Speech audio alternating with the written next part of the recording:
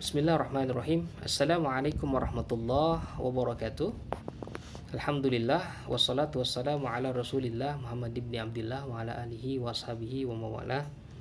Apa kabar sahabat dari Ustadz yang dimuliakan oleh Allah Subhanahu wa taala? Dalam kesempatan yang berbahagia ini, mudah-mudahan kita semuanya dalam keadaan sehat walafiat.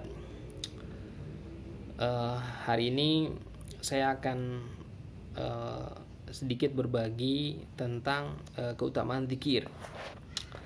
Zikir itu sangat penting bagi seorang muslim, karena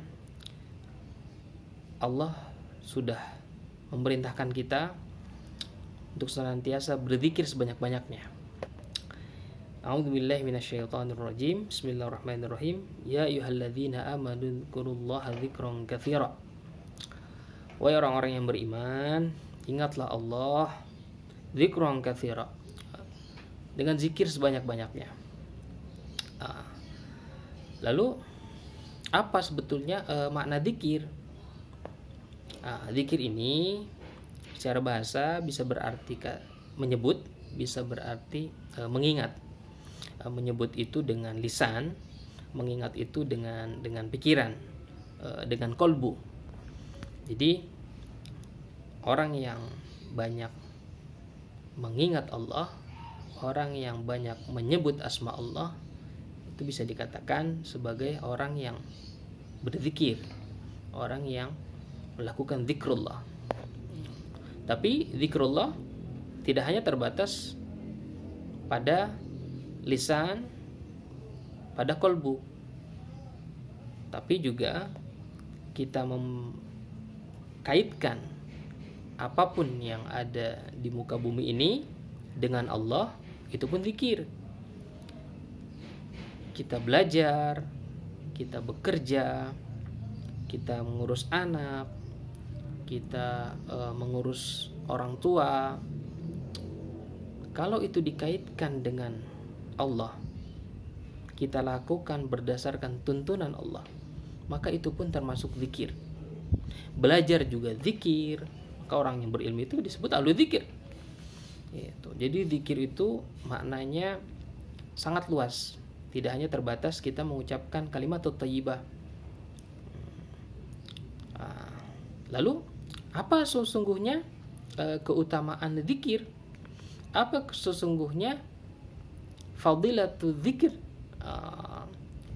Ini kalau disebutkan sangat banyak sekali, baik di dalam Al-Quran maupun di dalam hadis. Saya mungkin akan menyebutkan 3 saja. Apa itu yang termasuk keutamaan zikir? Zikir pertama mampu memberikan ketenangan. Ala bidzikrillahi tatmainnul qulub. Ingatlah, hanya dengan mengingat Allah, kolbu ini menjadi tenang. Jadi kolbu itu ada settingannya. Settingan supaya kolbu tenang, settingan supaya kolbu tidak panik, settingan supaya kolbu tidak khawatiran, tidak terlalu banyak gelisah, tidak kacau. Maka kolbu itu harus zikrullah, karena berzikir mampu memberikan ketenangan. Orang yang menghadirkan Allah di dalam kolbunya akan merasakan ketenangan hidup.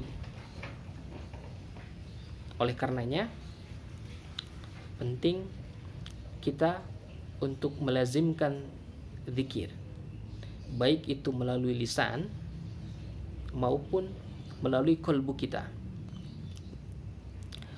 Yang kedua, zikir itu mampu menjaga manusia dari aneka perbuatan tercela.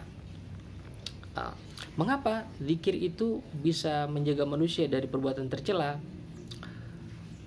Begini, ketika orang berbicara, lantas dia ingat Allah, dia ingat apa perintah Allah, dia ingat apa larangan Allah, dia ingat apa tuntunan Allah, maka ucapannya tidak akan sia-sia. Ucapannya tidak akan menyakiti orang lain. Ucapannya tidak akan berisi kebohongan. Ucapannya tidak akan menyebarkan kebencian, permusuhan, kebohongan, dan lain sebagainya yang buruk. Orang yang mengingat Allah akan melakukan sesuatu dengan selalu berhati-hati. Dia akan selalu tanyakan, yang saya lakukan ini benar tidak? Yang saya lakukan ini Allah suka nggak? Allah ridho nggak? Karena dia selalu menghadirkan Allah di dalam kalbunya. Jadi orang yang senantiasa zikrullah, menghadirkan Allah di dalam kalbunya, dia akan terhindar dari perbuatan yang tercela. Manusia itu punya hawa nafsu. Manusia itu berpotensi untuk digoda dan diperdaya oleh setan. Maka salah satu cara untuk menanganinya adalah dengan memperbanyak zikrullah. Baik itu dengan kalimat thayyibah maupun zikir dalam benak kita dengan menghadirkan Allah di dalam kalbu kita dalam setiap aktivitas kita. Orang ini banyak yang takut atasan, tapi tidak takut Tuhan. Mengapa? Dia tidak merasa diawasi oleh Allah. Dia tidak melihat Allah dalam setiap aktivitasnya. Maka orang yang berzikir, dia melihat Allah dalam setiap aktivitasnya. Maka salah satu rukun agama, yaitu ihsan, an ta'budallaha ka'annaka tarahu fa in lam takun tarahu fa innahu yaraka.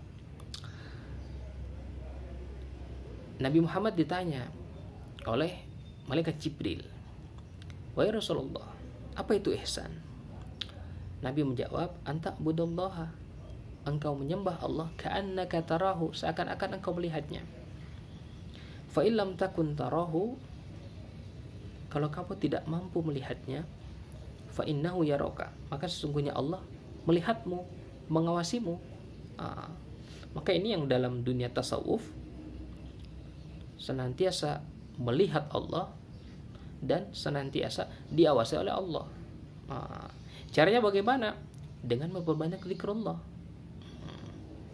Karena apa? Karena zikrullah mampu membersihkan hati. Nah, hati inilah yang digunakan untuk melihat Allah. Jadi tidak dalam kelalaian, tidak dalam kealpaan, tidak dalam kesembronoan hati kita. Hati kita selalu dipenuhi oleh Allah. Sehingga saat senang ingat Allah, saat susah ingat Allah, saat menghadapi sesuatu ingat Allah. Maka Rasulullah itu ajarkan ketika kita dihadapkan pilihan, sholat istikharah. Ketika kita mau melakukan sesuatu, ingat Allah, baca bismillah. Ketika kita selesai, alhamdulillah, dapat nikmat, alhamdulillah. Ketika melihat sesuatu yang indah, subhanallah. Semua, bahkan aktivitas yang tidak terkontrol pun, itu ada anjuran zikirnya. Bersin misalnya, gitu juga sama. Kenapa? Karena kita mesti selalu terhubung dengan Allah Subhanahu wa taala. Karena orang yang terhubung hatinya dengan Allah akan selalu tenang. Yang ketiga, orang yang berzikir itu akan mengundang ridhonya Allah. Orang yang mengingat Allah akan Allah ingat. Fadhkuruni adzkurkum. Maka ingatlah aku akan mengingat kamu. Dalam hadis qudsi Allah menyebutkan, aku ini sesuai dengan prasangka hambaku. Kalau dia ingat aku ingat dia. Kalau dia menyebut aku di dalam satu tempat, aku menyebutnya di tempat yang lebih baik. Kalau dia berusaha mendekat kepadaku sejengkal, aku mendekat padanya sehasta. Kalau dia berusaha mendekat padaku sehasta, aku mendekat padanya sedepa. Kalau dia mendatangiku dalam keadaan berjalan, aku mendatangi dalam keadaan berlari. Ini kasih sayang Allah. Ini keutamaan orang yang senantiasa taqarrub ilallah. Nah, ketaqarrub ini termasuk kategori zikir.